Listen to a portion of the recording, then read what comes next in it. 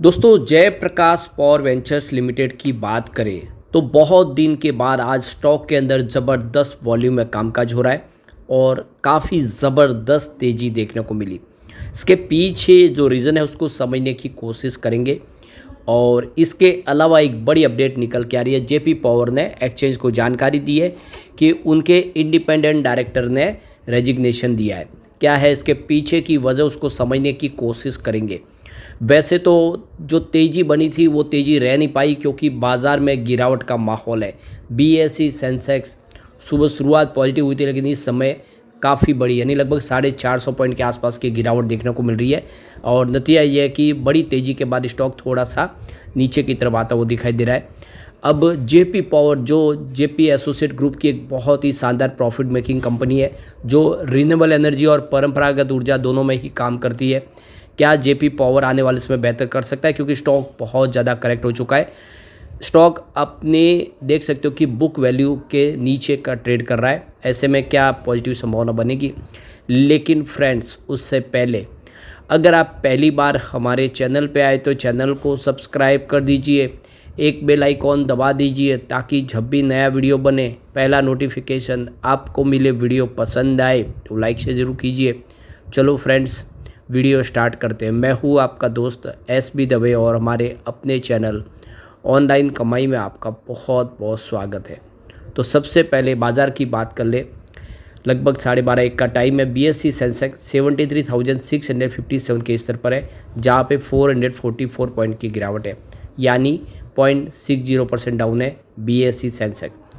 जबकि सुबह बाज़ार की शुरुआत लगभग 150 पॉइंट की तेज़ी के साथ हुई थी और ये दिन में तेज़ी आप देखें तो काफ़ी अच्छी रही और करीब 300 पॉइंट के आसपास की तेज़ी बन के वहाँ से गिरावट का जो माहौल बना तो ऊपर की लेवल के 300 पॉइंट की तेज़ी थी। लेकिन इस समय आप देखें तो 450 पॉइंट की गिरावट है यानी इंट्राडे के हिसाब से देखें तो यहाँ पे 600-700 पॉइंट की गिरावट देखने को मिल रही है और उसी वजह से जेपी पावर का स्टॉक भी बहुत ज़बरदस्त दौड़ के नीचे आया। इस समय 13.89 के आसपास ट्रेड कर रहा है जहाँ पे 1.91% की तेज़ी यानी 2% के आसपास की तेज़ी है। तो बाज़ार की गिरावट का असर यहाँ पर भी देखने को मिल रहा है। काफ़ी दिन के बाद वॉल्यूम आज बढ़ा है। पिछले 1 महीने पहले इसका 3 करोड़ का वॉल्यूम था, 1 करोड़ की डिलीवरी उठाई गई थी। 1 वीक पहले 4 करोड़ का वॉल्यूम हुआ था, सामने 1 करोड़ की डिलीवरी उठाई गई थी और कल इसका 4 करोड़ का वॉल्यूम हुआ था और डिलीवरी बेस काम 1 करोड़ ही हुआ था। लेकिन आज देख सकते हो कि 12 बजे के आसपास 6 करोड़ का वॉल्यूम हो चुका है। पूरे महीने में सबसे शानदार वॉल्यूम है और पूरे बाज़ार में वॉल्यूम के मामले में नंबर 3 पे आ गया जेपी पावर। तो काफ़ी ज़बरदस्त और देख सकते हो कि 99% टूटकर 50 पैसे के आसपास पहुँच गया था कोविड काल में स्टॉक और उसके बाद में 2800% की तूफानी तेज़ी भी दिखाई स्टॉक ने। तो जेपी ग्रुप की कंपनी जयप्रकाश पावर वेंचर्स के शेयर में तूफानी तेज़ी देखने को मिली आज और स्टॉक में 9% की ज़बरदस्त उछाल के साथ 14.92 पर पहुंच गया स्टॉक इंट्राडे में। तो कंपनी के शेयरों में कमज़ोर बाजार में भी ये तेज़ उछाल देखने को मिला है। जयप्रकाश पावर वेंचर्स के शेयर 99% से ज़्यादा लुढ़क गए थे। कंपनी के शेयरों में 2800% की तेज़ी देखने को मिली और 52 वीक का जो इसका हाई है वो 23.77 का है जो पिछले दिनों बना था और इसका जो लो है वो 12.36 का है। जेपी पावर के शेयरों की बात करें तो 4 जनवरी 2008 को 137 के लेवल पर स्टॉक था और फिर देखें कंपनी के शेयरों में तेज़ गिरावट देखने को मिली। 27 मार्च 2020 को स्टॉक गिरते हुए 50 पैसे पे आ गया कोविड काल में। जेपी ग्रुप के कंपनी के शेयरों में 99% की गिरावट देखने को मिली और उसके बाद अच्छी खासी रिकवरी भी हुई निचले लेवल से। 5 सालों में 2800% का ज़बरदस्त दौड़ लगाई लेकिन अब देख सकते हो स्टॉक फिर नीचे आया। जेपी पावर के शेयर में पिछले 4 सालों में 400% से अधिक की तेज़ी देखने को मिली। जेपी ग्रुप के इस कंपनी के शेयर में 12 मार्च 2021 को 2.75 के आसपास जो प्राइस थी वो 12 मार्च 2025 को 14.92 पर पहुंच गई। पिछले 3 साल में जेपी पावर के शेयर में 100% से ज़्यादा की तेज़ी देखने को मिली। पिछले 2 सालों में 130% की तेज़ी देखने को मिली। कंपनी के शेयर इस अवधि में 6.45 से बढ़कर 14.92 पर पहुँचे। जेपी पावर में प्रमोटर की होल्डिंग 24% के आसपास है जबकि पब्लिक होल्डिंग 76% है। अब यहाँ पे जो बड़ी अपडेट निकल के आ रही है, जेपी पावर ने नोटिस के माध्यम से एक्सचेंज को जानकारी दी है कि यहाँ पे इनके जो कंपनी के इंडिपेंडेंट डायरेक्टर है उन्होंने अपने पद से इस्तीफ़ा दे दिया है और 12 मार्च 2025 यानी आज से उनका रेजिग्नेशन हुआ है और इसके पीछे जो वजह बताई गई है वो पर्सनल रीज़न है और इसमें दूसरा उन्होंने कोई भी मेंशन नहीं किया है। तो यहाँ पे देखो श्री राम रमन्ना जो कंपनी में इंडिपेंडेंट डायरेक्टर के तौर पे थे, उन्होंने रेजिग्नेशन लेटर दे दिया 12 मार्च 2025 को with immediate effect.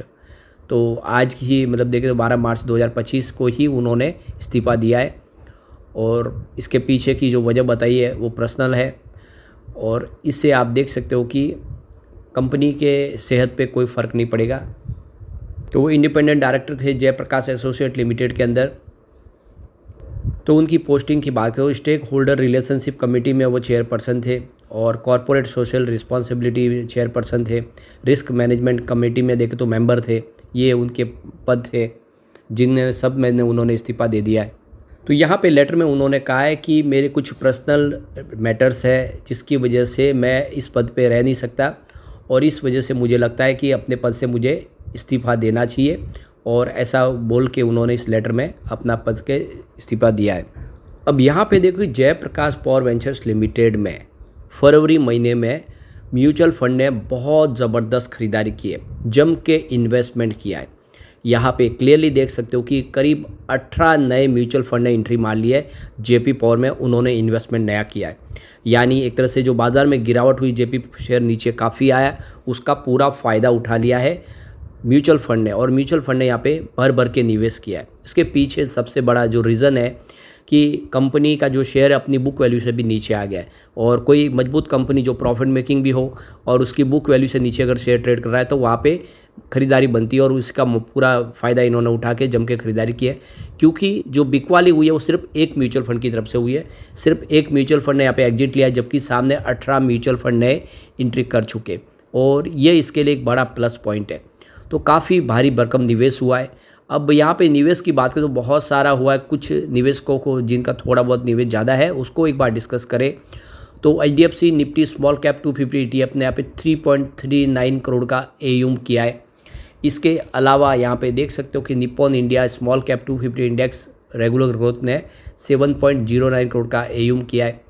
HDFC Nifty small cap 250 index fund regular growth ने 1.45 करोड़ का AUM किया है और SBI Nifty small cap 250 index fund growth ने 4.51 करोड़ का AUM किया है। इसके अलावा Motilal Oswal small cap 250 index fund regular growth ने 2.91 करोड़ का AUM किया है और इसके अलावा भी कुछ निवेश हुआ है जो काफ़ी कम है। तो उसके बाद ICICI prudential Nifty small cap 250 index regular growth ने 1.59 करोड़ का AUM किया है। तो इस तरह से निवेश हुआ है। बहुत सारे दूसरे म्यूचुअल फंड भी है जिनका निवेश थोड़ा कम है। सबको डिस्कस करने में वीडियो काफ़ी लंबा हो जाएगा, इसलिए हम डिस्कस नहीं करेंगे। लेकिन एक बात है, आने वाला जो Q4 है वो जेपी पावर के लिए फिर बेहतर हो सकता है क्योंकि इलेक्ट्रिसिटी कंजम्पशन बढ़ा है तो उसका असर यहाँ पे देखने को मिलेगा और ऐसे में जेपी पावर कमाल करता हुआ दिखाई दे सकता है। लेकिन फ्रेंड्स, कोई भी इन्वेस्टमेंट करने से पहले अपने फाइनेंशियल एडवाइज़र से एडवाइस ले ले या अपना खुद का रिसर्च करें, क्योंकि मैंने वीडियो आपके एजुकेशनल पर्पज़ के लिए ही बनाया। वीडियो पसंद आए तो लाइक से ज़रूर कीजिए और चैनल को सब्सक्राइब कर दीजिए। Thank you friends.